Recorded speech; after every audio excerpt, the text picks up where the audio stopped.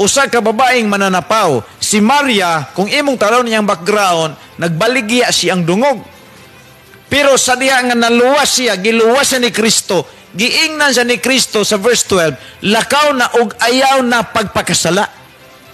Ang buti pasabot, mga higala, ang tinuod nga naluwas, maglikay sa pagpakasala. Dili kay magpractice kanunay sa pagpakasala. Unang usahay, mga higala, maunay kalainan ako tali sa mga baptist nga inyong nadunggan nga nahimong bayas sa kaluwasan nga ilang giyaw-yaw. Ilang maning gamiton gihapon. Mangugat maganing uban nila nga dili gyud sa buhat. Bitaw pero nahimong one-sided mo eh. Ako di ko one-sided. Ang tinuod nga naluwas, maoy number 1 nga magdumot ug makig-away sa sala, dili makighigala sa sala, mga higala.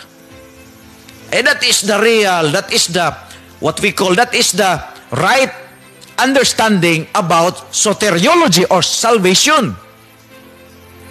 Maunay tinuod nga pagkasabot nato sa kaluwasan. Kung tinuod ka nga nakadawat sa grasya, gasa, dili nimo pasipadan o kulatahon ang naghatag nimo. Verse number 9. Ingon siya, busa walay makapasigarbo nini sanglit, dili man kinibunga sa inyong paningkamot.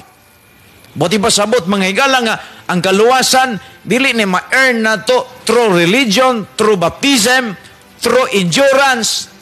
Kini, ma-earn ta ni through accepting the Lord Jesus Christ, our personal Savior. His sacrifice on the cross of Calvary, that is sufficient for our sins, my friend. Ang iyahang mga sakripisyo sa krus Kalbaryo, supisyente kayo sa ato ang mga sala. Una, kung nakadawat ka sa kaluwasan, dili ka may mong abusado, kay wa po'y nakadawat sa kaluwasan nga nagpasipala sa naghatag, mga higala. So muna ang ato ang sakto nga pagsabot, mga higala, sa kaluwasan. Verse number 10. Matod pa, mga higala, mga binuhat kita sa Dios, o gibuhat kita niya diha kang Kristo Jesus. Unsay purpose? Unsay hinungdan nga nung gitagaan ka sa salvation? Aron magabuhat kita sa maayo, nga maoy iyang tuyo alang ka nato. Sus kanindo taday no mo nang gitagaan kag kaluwasan para magbinutan. Dunay mga tao, mga higala, nga sipyat ng ilang panabot. Muangkon nga sila luwas, pero ang ilang kaluwasan gigamit nila sa binuang og tinonto nga mga binuhatan.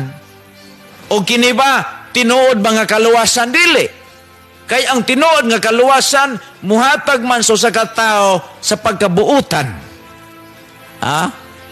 Di na ka maniswingling, di na ka manistorsyon, dili ka extortioner, dili ka gambling, dili ka sugarol. Mao na ang nature sa tinuod nga luwas. Di ka palahubog. Kung tinuod ka nga naluwas, nakabaton sa kaluwasan, dili ka immorality, dili ka immoral. Kontento na ka sa imong asawa, di na ka mangita pa diha. Kung tinuod kang followers ni Kristo, kung tinuod kang nagtuo ni Kristo, kung tinuod nga si Kristo, naas imong kasing-kasing, kining mga butanga, imuning isalikway, mga higala. Og dunay bag-ong kinabuhi nga itisok sa balaan nga Espiritu Santo sa kinabuhi nimo para nga ikaw mahimong buotan og mahimong abider ka sa Word of God. Ingon siya. Ingon pa, mga higala, mga binuhat kita sa Dios o gibuhat kita diha kang Kristo Jesus, usay purpose aron